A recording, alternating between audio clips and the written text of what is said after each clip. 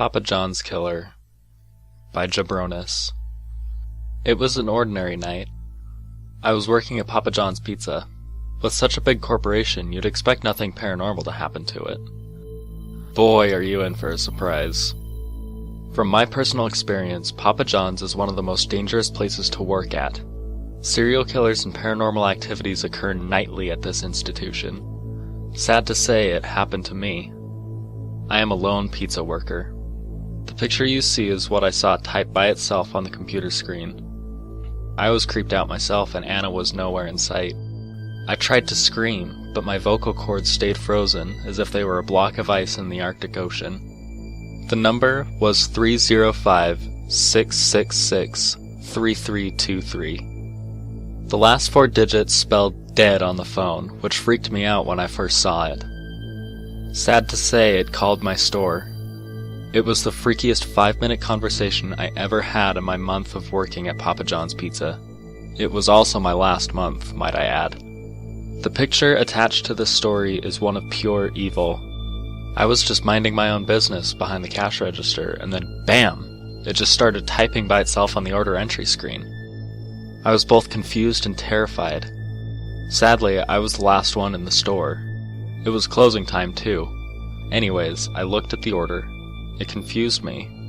The order was as followed: 14-inch original pizza, plus human, plus blood sauce, plus pepperoni, 10-piece barbecue wings, plus 2 blood sauce cups. My heart sank. I was hoping that I was just seeing things, considering that it was a late night, almost 1 in the morning, and I was the last employee there. The manager, Colin, stepped out for a brief moment to have a beer at the bar next door. I guess he did this because he figured that barely anyone would come to order a pizza late at night. Besides, the doors were locked. I was safe for the most part. Of course, that would all change in the brief moment. A tall, dark, shadowy figure approached the entrance to the pizzeria. The man was about 7 feet tall and was incredibly skinny. He couldn't have weighed over 200 pounds. He had no face, just a blank white head with no hair. His arms were really outstretched, nearly 2/3 the size of his body. Suddenly, the creature tapped on the glass. I looked at the screen to make it seem as if I was busy, but the illusion failed.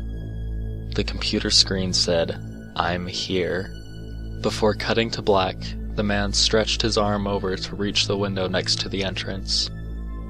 It was the window we slipped pizzas through just before closing time. I approached the window, but then the man held up a piece of paper that said, "I already paid." That paper then vanished in fire as the paper hissed at me like a snake would at its prey. I stumbled back quickly to the finished pizza's rack, and there it was. I looked at the name to give myself some clarity. The name was Slender Man, which was quite fitting for this scrawny cuss.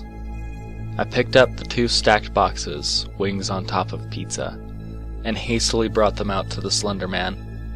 The window opened by itself. I just slipped the boxes through as he caught them with his oversized hands. The last thing I heard was a whispering, "Thank you," float eerily to my eardrums. After that, the man vanished.